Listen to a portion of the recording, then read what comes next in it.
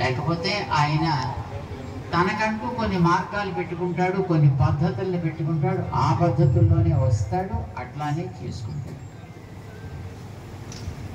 మన ఆలయం దానికి ఒక ప్రత్యక్ష నిదర్శనం.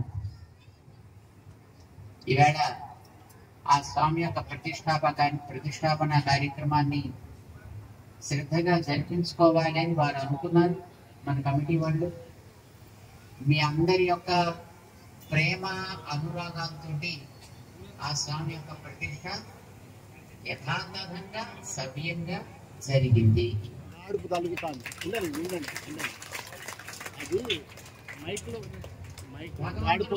రావడం ఒక ఎత్తు, వచ్చిన భగవంతుని జాగ్రత్తగా చూసుకోవడం ఒక ఎత్తు,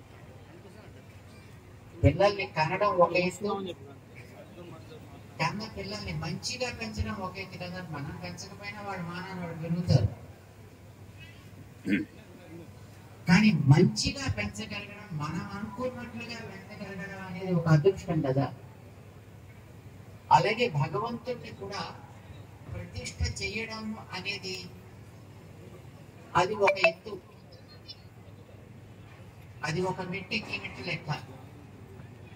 ప్రతిష్ఠా కార్యక్రమం పూర్తయిన తర్వాత ఆ స్వామికి జరగవలసినటువంటి ఉపచారాలు, ఆరాధనాలు సవ్యంగా జరిగేటట్లుగా చెయ్యడం అనేది ఒక బాధ్యతతో కూడుకున్నటువంటి కార్యక్రమం.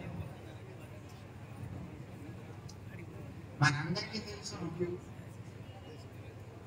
ఎన్నెన్నో ఆలయాలు మన చుట్టూ మన ఊళ్ళో ఉన్నాయి. ఒక్కొక్క ఆలయాన్ని నమ్ముకుని ఆ ఆలయం యొక్క పరిసరాల్లో ఉంటూ, ఆలయంలో దేవుడికి సేవలు అందించుకుంటూ శ్రద్ధగా స్వామి యొక్క కైంకర్యంలో ఉన్నటువంటి భక్త శిఖామణులు, భాగవతోత్తములు ఉన్నారు. ఎన్ని చోట్ల ఉన్నా ఏ స్థానానికి ఆ స్థానానికి ఒక్కొక్క ఇంపార్టెన్స్ ఉంటుంది. అన్ని చోట్ల ఉండేవాడు వెంకటేశ్వరుడే అయినా అన్ని చోట్ల ఒకే రకంగా ఉన్నాడు. ఒక్కొక్క చోట ఒక్కొక్క ప్రభావంతో ఉంటాడు. ఒక్కొక్క చోట ఒక్కొక్క రకమైనటువంటి వైభవాన్ని ఆయన చూపిస్తాడు. ఇక్కడ మన ఆలయంలో, మన విద్యున్నగరంలో ఉండే ఆలయంలో వెంకటేశ్వర స్వామి,